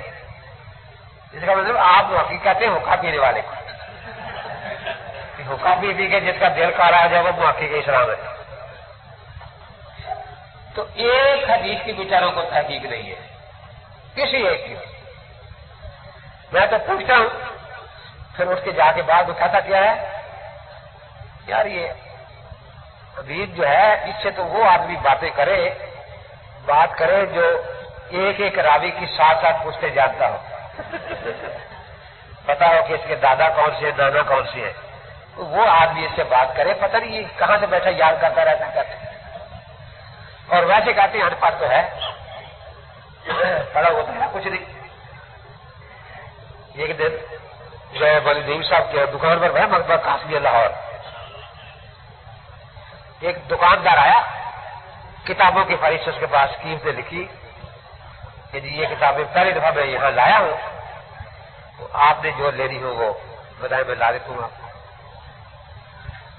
اب وہ لسٹ میں نے پکڑ لی، میں کہا کہ یہ کتاب کی قیمت زیادہ لکھی آپ نے، اتنی ہے، کتنی جلدوں میں یہ کتاب ہے؟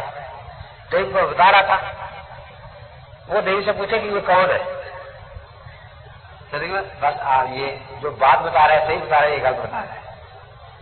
ایسے بات تو صحیح کر رہا ہے، لیکن یہ عجیب بات ہے کہ یہ کتابیں پنجاب میں پہلی دفعہ آئی ہے، کبھی آئی نہیں. مدون کبریٰ کی تخریج تھی، مسورہ تھا، اور اس طرح کی کتابیں. اب میں بتاؤں کہ اتنی جلدیں ہیں، اس میں یہ بات یہ چیز ہے، یہ چیز ہے، اس میں یہ باتیں غلط بھی ہیں. وہ بار بار پوچھے کہ یہ ہے کون؟ آ کر دیو نے بتایا کہ یہ ماسٹر ویر ہے اگانے والا. وہ کھڑا ہو کے مجھے یوں دیکھے. اس کا مطلب ہمارے مولوی جھوٹ ہی بولتے رہتے، وہ کہتے پڑھا ہوا ہی کچھ نہیں. اور یہ کتابیں جو ہیں یہ ہمارے کسی مولوی نے ابھی تک نہیں پڑھی. آپ نے کہاں دیکھی؟ میں نے کہا بدعت ٹاؤن جو ہے میں وہاں دیکھتا تھا. اچھا آپ کراچی رہے ہیں. تو اس لیے وہ پہلے تو بیچارے پھنس جاتے نا، اسی لیے کہ پڑا ہوا تو ہے کوئی، چلو. لیکن جب پھر دیکھتے ہیں کچھ تو پھر پریشان ہوتے ہیں.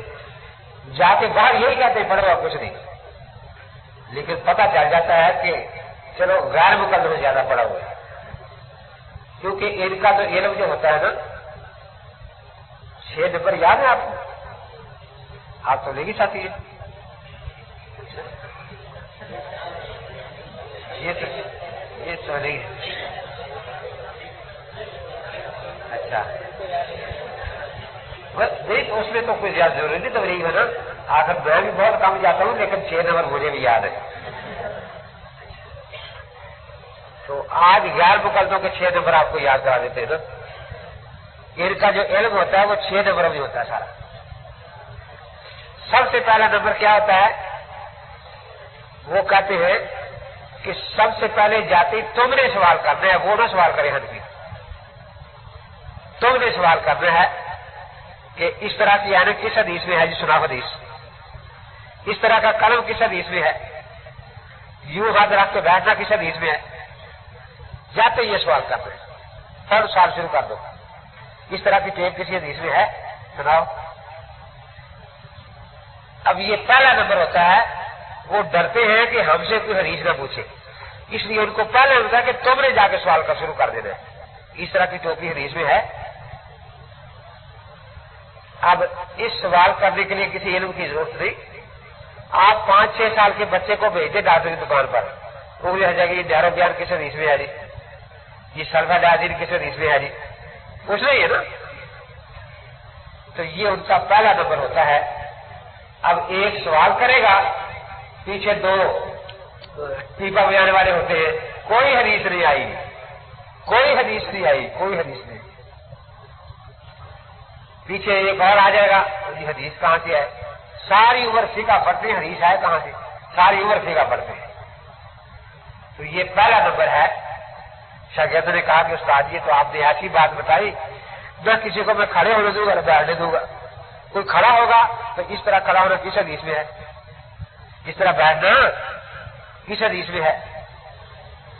لیکن ایک بات سے میں ڈر بھی رہا ہوں، دل میں کہتا ہے کیا آخر میں بھی میرے پاس بھی کوئی چیز ہوگی، کوئی کام کروں گا تو وہ پوچھیں گے کہ یہ کس حدیث میں ہے. پھر ہم پوچھ سکتے ہیں نا کہ دوسرا نمبر یاد کر لو. کیا کہ جب کوئی تجھ سے پوچھے کہ کس حدیث میں ہے تو فوراً کہو کس حدیث میں منع ہے، کس حدیث میں. اب یہ بھی بوجھ اس پر ڈال دیں کہ منع کی حدیث بھی وہی دکھائے. اس کے بعد پورے علاقے میں شور پہنچانا ہے کہ دیکھو جی ایک کام کے کرنے کی حدیث مانگی تھی، ایک کے منع کی، نہ کرنے کی آئی ہے نہ منع کی آئی. یہ آئے کہاں سے؟ سکھا تو پڑھتے ہیں ساری عمر، حدیث تو پڑھتے ہی نہیں. کتنے نمبر ہوگا؟ 2. اس نے کہا کہ یہ بھی بہت اچھی بات ہے. اب کسی علم کی ضرورت نہیں، جو کوئی پوچھے کہ بھئی یہ چیز کس حدیث میں ہے، کہاں منع ہے، کہاں منع ہے، کہاں منع کی حدیث دکھاؤ، پیچھے لگ جائے. کہ اگر کوئی کتاب حدیث کے لے کر آ جائے اور اس نے حدیث نکال کے دکھائے کہ دیکھو یہ حدیث ہے اور تمہارا عمل اس پر نہیں، یہ اس کے خلاف ہے، پھر کیا کروں؟ کہ تیسرا نمبر یاد کر لو کہ وہ کیا کہ جس طرح شیعہ لاکھ سے زیادہ صحابہ میں سے صرف 4-5 کو مانتے ہیں، ہم صرف 6 کتابیں مانتے ہیں، سیاست اور کوئی نہیں مانتے. ہم صرف 6 کتابیں مانتے ہیں اور کوئی نہیں مانتے. اب دیکھو پوری کتابوں کا انکار حدیث کی کتابوں کا، اور اہل حدیث نام پکا رہا. پھر اتنی حدیثوں کا انکار کرنے کے بعد بھی پکے اہل حدیث. دیکھو ہمارے ہاں یہ بات نہیں ہے. اب دیکھیے آپ میں سے کسی نے کہا کہ ہم موطا امام مالک نہیں پڑھیں گے، مالکی پڑھیں، ہمیں کیا غرض؟ کسی نے کہا؟ اس استاد نے کہا کہ ہم ابو داؤد نہیں پڑھیں گے، ہم نہیں پڑھیں، ہمیں اس سے کیا غرض؟ کسی نے کہا کہ ہم ترمذی نہیں پڑھیں گے، شافعی پڑھیں، ہمیں اس سے کیا غرض؟ ہمارے ہاں یہ بیر تیر نہیں کہتے، اللہ کے نبی کی حدیثیں ساری پڑھ لی. ٹھیک ہے نا؟ لیکن ان کے ہاں بیر تیر ہے کہ یہ کتاب تیری ہے، یہ میری ہے. اب یہ ترمذی اٹھائیں گے، لیکن آپ تحاوی لے کر بیٹھے تو ویسے ہارٹ اٹیک ہونا شروع ہو جاتا ہے. اگر وہ تو اسی کتاب ہے. آپ موطا محمد لے کر بیٹھے تو بس اٹھ کے بھاگتے، یہ نہیں ہم مانتے، ہم یہ نہیں مانتے، یہ نہیں مانتے. وہ اس پر ایک لطیفہ میں سنایا کرتا ہوں، کیونکہ لطیفے سننے کے تو آپ بہت شوقین ہیں نا. وہ ایک پیر صاحب تھے، ان کے 2 مرید تھے گاؤں میں. وہ بیچارے مرید آپس میں لڑ پڑے. کہیں گرمی کا موسم، پیر صاحب آ گئے. جو پہلے گھر آیا مرید تھا جس کا، وہاں چلے گئے. اس نے پانی وغیرہ پلایا اور ذرا دبانے لگا کہ حضرت تھکے ہوئے ہیں. دوسرے مریض کو پتا چلا کہ حضرت شریف لائے ہیں، کہ اگرچہ اس مریض کے ساتھ بول چال نہیں، لیکن حضرت تو ہماری مشترکہ جائیداد ہے نا. وہ آیا، ایک ٹانگ وہ دبا رہا تھا، یہ دوسری ٹانگ پر دبانے بیٹھا. لیکن ذرا خوشی میں کہ مجھے بھی ایک ٹانگ فارغ مل گئی ہے، وہ جب جلدی سے ہاتھ رکھا نا تو یہ انگلی دوسری ٹانگ پر لگی جس کو پہلا مریض دبا رہا. اس نے غصہ کیا کہ میری ٹانگ کو انگلی لگائی ہے. اس نے ایک ٹانگ پر زور سے مکہ مارا کہ تو کون ہوتا میری ٹانگ کو انگلی لگانے والا. وہ اٹھا، اس نے ایک ڈنڈا لیا، زور سے مارا. یہاں تو کون ہوتا میری ٹانگ پر مکہ مارنے والا. اب وہ اٹھا کلاڑا لے آیا کہ آج میں شریک کی ٹانگ رہنے نہیں دوں گا. وہ پیر صاحب بیچارے ہاتھ باندھے کہ خدا کے واسطے یہ ٹانگ میری ہے. کہ نہیں، اس وقت یہ شریک کی ٹانگ ہے، اس وقت یہ شریک کی ٹانگ. اب بات ہنسنے کے لیے رونے کی ہے. کہتے تحاوی شریک کی ٹانگ ہے، ہماری اسی مانیں گے. اس کی پیارسی ارجیوں کی لکھی شریک کی کتاب ہے، ٹانگ ہم اس کو مانیں گے.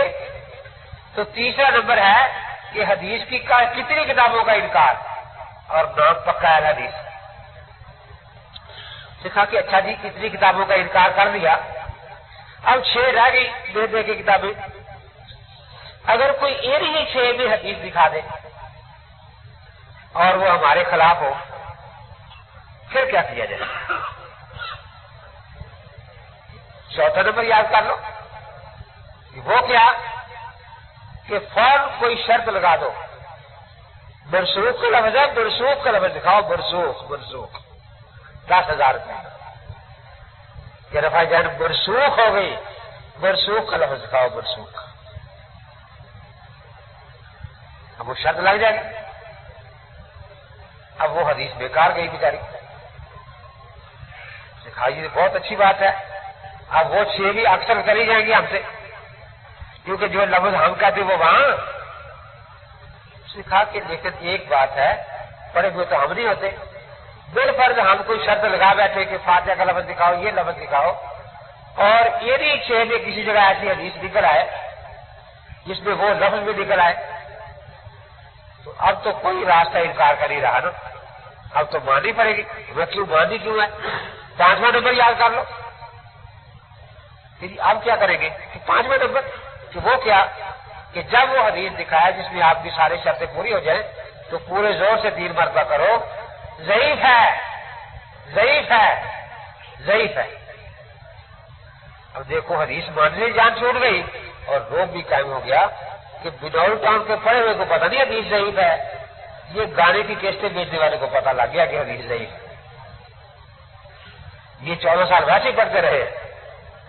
اس کو پتا دکاندار کو حدیث پورے زور سے کہنا ضعیف ہے ضعیف ہے ضعیف ہے. اس نے کہا استاد جی یہ 5 نمبر آپ نے ایسے بتا دیے کہ اب جبریل بھی آ کر ہمیں حدیث سناتا ہے تو انشاءاللہ مانے گا نہیں حدیث میں. لیکن یہ تبلیغی جماعت والے جو ہیں یہ کہیں گے کہ ہم سے 1 نمبر کم رہے. تو اگر 6 نمبر میں کوئی مل جائے تو چلو ہمارے نمبر سے یہ پورے ہو جائیں. 6 نمبر بھی یاد کر لو. کیا کہ جو نماز نہیں پڑھتا اسے کچھ نہیں کرنا, جو پڑھتا کہنا غلط. جو قرآن نہیں پڑھتا اسے کچھ نہیں کرنا قرآن پڑھ, جو پڑھ رہا ہے تو غلط پڑھ رہا ہے. جو جمعہ پڑھنے نہیں آیا اس کو نہیں کرنا کہ تو غلطی کی. جو جمعہ پڑھ کے نکل رہا ہے غلط ہے تیرا جمعہ. جو جنازہ پڑھنے کے لیے ہے اس کو کچھ نہیں کرنا, لیکن جو جنازہ پڑھ رہا ہے غلط ہے غلط ہے. اب یہ 6 نمبر ہو گئے. ان کے دکاندار کو بھی یہی 6 نمبر آتے ہیں اور شاگرد کو بھی یہی 6 نمبر آتے ہیں. اس سے زیادہ علم کسی کا نہیں ہوتا بیچاروں کا. اب وہ آ گئے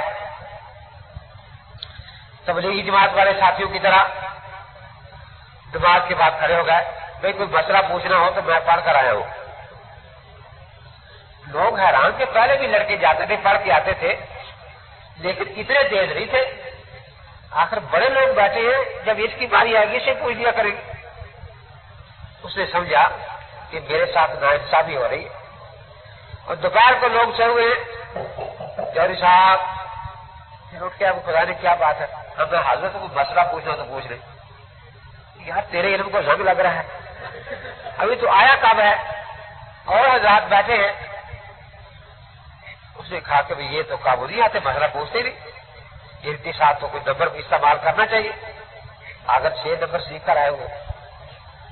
اب یہ کھڑا ہو گیا صبح مدرسے کے سامنے, بچے اسکول والے نکلے قرآن پڑھ کے, ایک کو پکڑا, کون سا پارہ پڑھتے ہیں 5واں, سناؤ کلمہ لا الہ الا اللہ محمد رسول اللہ. غلط ہے. شام اس مدرسے کے سامنے جا کھڑا ہوا, پھر لڑکے کو بولا کون سا پارہ پڑھتے ہیں 15واں, سناؤ کلمہ لا الہ الا اللہ محمد رسول اللہ. غلط ہے. پورے علاقے میں شور ہو گیا کہ پہلے بھی لڑکے جاتے تھے پڑھ کے آ جاتے تھے, لیکن اب جو آدمی گیا ہے پڑھ کے لڑکا آیا ہے وہ زیادہ ہی پڑھ کے آیا ہے. 1400 سال والا کلمہ بھی غلط ہے, 14 سال والی نماز بھی غلط ہے, 14 سال والا جمعہ بھی غلط ہے, اور جنازہ بھی غلط ہے. اب تو پوچھے کہ اچھا صحیح کلمہ کیا ہے, مناظرہ کر لو, مناظرہ کر لو. صحیح کلمہ ہے لا الہ الا اللہ و محمد الرسول اللہ و محمد رسول اللہ. یہ واؤ کا کیا ثبوت ہے؟ مناظرہ کرتا, مناظرہ طے ہو گیا. اگر تنگ آتی یہ لوگ بھاگی بنیر سے بھاگے آ رہے ہیں, کہاں جا رہے ہیں, نیو ٹاؤن. کیا بات ہے؟ مناظرہ ہے. کس بات پر؟ وہ ایک مولوی صاحب آئے ہیں, اس نے کلمے میں واؤ ڈال دی ہے. واؤ بیماری بھی ہوتی ہے نا, پورے جسم میں دردیں شروع ہو جاتی ہے. واؤ کی بیماری ری نہیں سمجھتے, کوئی زبان نہیں سمجھتے. اس نے کلمے میں واؤ ڈال دی ہے اور سنی مسلمانوں نے واؤ نکال دی ہے تاکہ ری نکل جائے اور کلمہ تندرست ہو جائے. جب سارے جمع ہو گئے, ہاں بھائی دیکھو بات کوئی بھی نہیں, آپ میرے ساتھ ناانصافی کر رہے ہیں, آپ میرے ساتھ پر پگڑی باندھیں اور اعلان کریں کہ علاقے کا سب سے بڑا مفتی یہی ہے, ورنہ میں 6 نمبر پڑھ کے آیا ہوں. ابھی میں نے کلمے میں واؤ ڈالی, آپ سارے پریشان ہیں. پھر میں نے نماز میں واؤ ڈال دی ہے. پھر میں نے تو آئے واؤ ڈالنے کے پروگرام سے ہوں, اس لیے میں دین کے ایک ایک مسئلے میں واؤ ڈالوں گا. اور بہتر خیر اسی بھی ہے کہ مجھے اپنا استاد مان لو اور مفتی اعظم مان لو. تو یہ 6 نمبر ہوتے ہیں غیر مقلدین کے. تو آپ پورے غیر مقلد بن گئے ہیں ابھی یا نہیں بن گئے ہیں؟ غیر مقلد بننے کو بڑے شعر ہیں. وہ کہتے 82 تھا ایک, وہ ساری رات ليلۃ القدر کھڑا رہا, حال اٹھا کہ یا اللہ سونے کا بن جائے, یا اللہ سونے کا حال بن جائے, یا اللہ سونے کا بن جائے, سونے کا بن جائے, سونے کا بن جائے. میں جب دیکھا وہ پھٹ گئی ہے, کہتا ہے یا اللہ اگر ہر سونے کا نہیں بنتا تو میرا مکان ہی گرا رہے، مکان گران سے نیچے آ گرا. کہتا یہ کا بڑا بڑا شعر ہے، یہ کا تو بڑا شعر ہے. اس لیے آپ غیر مغلط بننے کے لیے بالکل تیار بیٹھے نا. سارے کا دن غیر مغلط ہو گئے اور سنفی بننے کے لیے تیار نہیں ہوتے. کیوں سنفیت نے آپ کو کیا گناہ کیا ہے؟ یہ کیا ہے؟ بڑے ذرا اینک میری شاید وہاں رہ گئی. ہاں، حدیث معاذ کے بارے میں لکھا ہے کہ اس کی سند صحیح نہیں ہے. پہلی بات اس پر اعتراض یہ ہے کہ ان راجل ایک جگہ آتا ہے، ان اصحاب معاذ آتا ہے. تو اس کے بارے میں اس کا نام جو ہے راوی کا جو یہاں راجل ہے وہ اعلام الموقعین میں ابن قیم نے درج کیا ہے، وہاں سند اس کی صحیح ہے. پھر انہوں نے دوسری بات یہ بھی لکھی ہے کہ اس حدیث کو چونکہ تلقی بالقبول حاصل ہے اور ترقی بالقبول حاصل ہونے کے بعد سند کی بحث ویسے ہی ختم ہو جاتی ہے. تدریب الراوی آپ کے نصاب میں ہے نا، اس میں ہے المقبول ما تلقت الامة بالقبول وان لم يكن له اسناد صحیح. تو جب امت کی تلقی بالقبول اس حدیث کو حاصل ہے، اب سند کی بحث کرنا فضول اور بیکار ہے. اچھا یہ کیا ہے؟ صحیحہ جو لکھی ہے اس میں کل 3000 حدیثیں ہیں. ضعیفہ جو لکھی ہے اس میں 2500 حدیثیں. 2500 احادیث کو اس نے ضعیفہ اور موضوعہ میں شمار کیا ہے. اب موسوعہ جو ہے الموسوعہ لاحادیث والآثار الضعیفہ والموضوعہ وہ 15 جلدوں میں آیا ہے. 15 جلدوں میں، جس میں 73,100 اور کچھ زائد حدیثیں انہوں نے ضعیف اور موضوع قرار دے دی ہے. آج کل پورا زور ہے حدیثوں کو ضعیف کرنے کا. 73,000 افراد دار قطنی بھی چھپ کر رہی ہے 5 جلدوں میں، پہلی مرتبہ چھپی ہے، اور اس میں 6,400 احادیث ضعیف ہے. آگے پیچھے کہتے ہیں کہ ابو حنیفہ کو حدیث نہیں آتی. افراد دار قطنی بڑی بڑی ہے، تفرد وہی ابو حنیفہ، تفرد وہی ابو حنیفہ، تفرد وہی ابو حنیفہ. ادھر کہتے ہیں کہ ابو حنیفہ کو حدیث آتی نہیں تھی.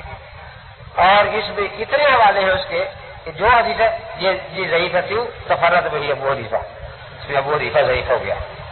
تو یہ بات، یہ لوگ احادیث کے اصل میں منکر ہیں. یہ جرح تعدیل کی بات جس میں کروں گا نا پھر بتاؤں گا کہ ضعیف کس کو کہتے ہیں، اس کی قسمیں کتنی ہیں، اور یہ لوگ کیا شرارتیں کر رہے ہیں آج کل. اور اگر مفصل پڑھنا ہو تو تجلیات سوتر میں جرح تعدیل پر میرا مضبوط چھپا ہوا ہے. اس میں میں نے پوری تفصیل کی ہے، احادیث سے لکھا ہے یہ اصول کیا ہے جرح تعدیل کے، اور یہ لوگ کس طرح شرارتیں کر رہے ہیں. اگر ہم احادیث تلاش کرنا چاہیں تو آسان طریقہ کیا ہے مناظرے کے لیے؟